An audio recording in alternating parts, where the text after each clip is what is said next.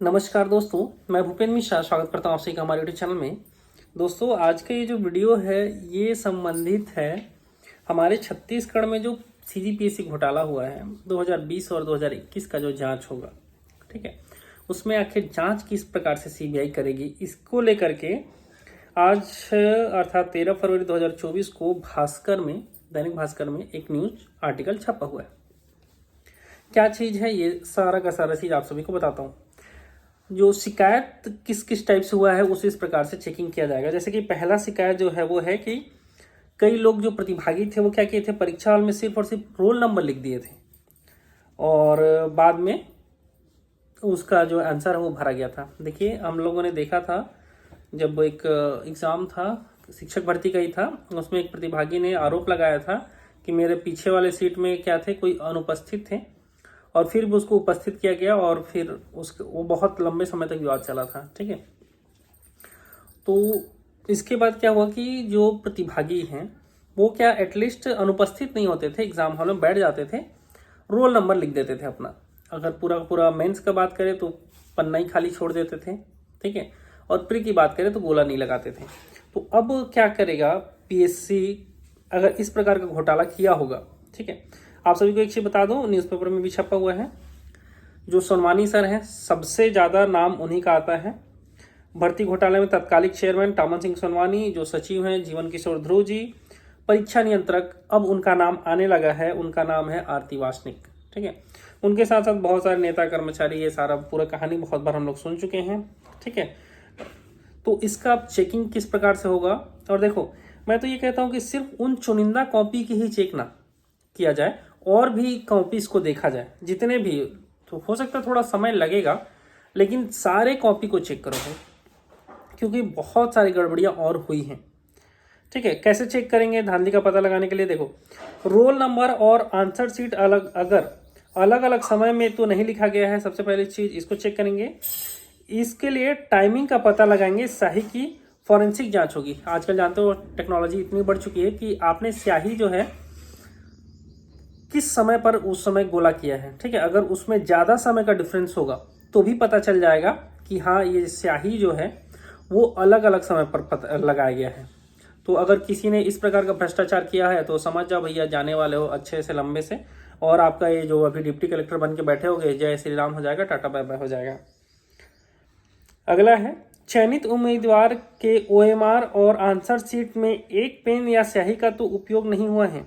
ठीक है, जैसे मान लो अगर ओएमआर शीट में भी उसी पेन उसी स्याही से भरे हैं, ठीक है, ये पता लगाएंगे। मतलब कभी कभी क्या होता है ना, अब 4-5 कैंडिडेट हैं जो विवादों में घिरे हुए हैं, तो पांचों के पांचों को गोला लगाने के लिए क्या एक ही पेन से किया गया है क्या?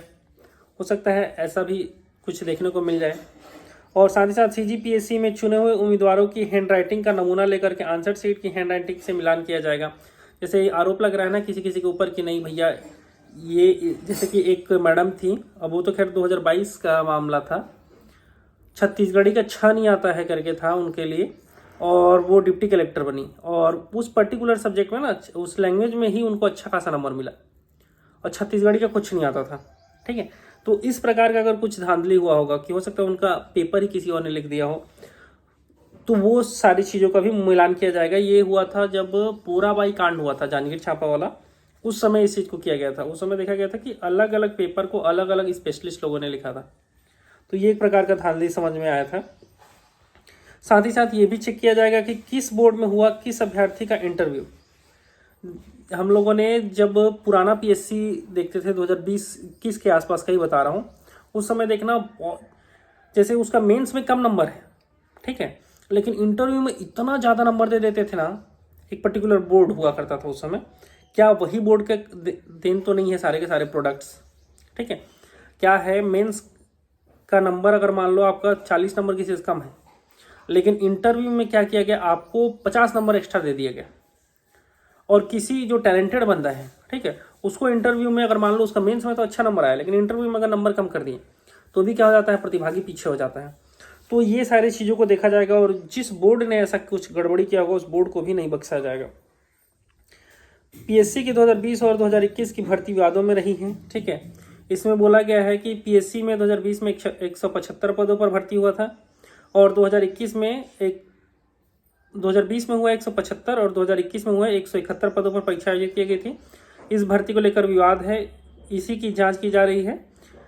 देखो EOW जो है ने असिस्टेंट प्रोफेसर भर्ती में गड़बड़ी का भी केस दर्ज किया है। मैंने आप सभी को बताया था, बकायदा एक वीडियो बना रखा हूँ, लगभग 1,60,000 के आसपास व्यू है उसमें। छत्तीसगढ़ के उस समय तात्कालिक समय के बहुत सारे नेताओं के बच्चों का सिलेक्शन हुआ था।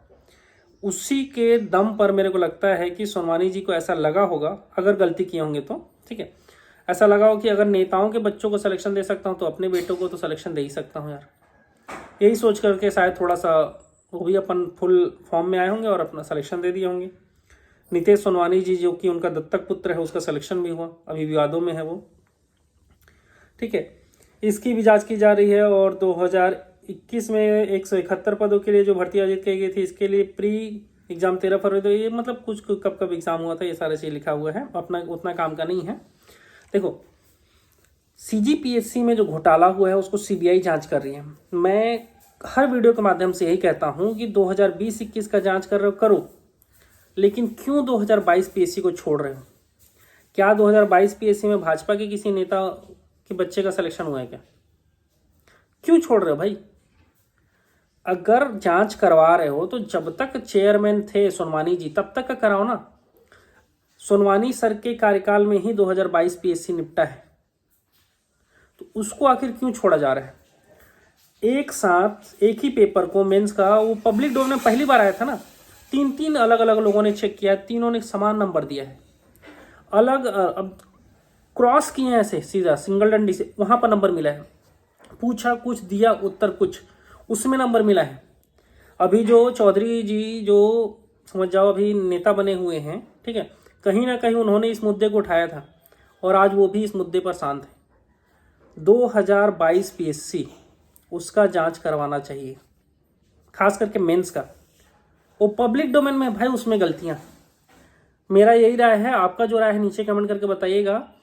और अभी आप लोगों ने PSC का एग्जाम दिया है, आपको क्या लगता है PSC में कुछ सुधार हुआ है नहीं हुआ है? जो भी आपका राय है नीचे कमेंट करके बताइएगा।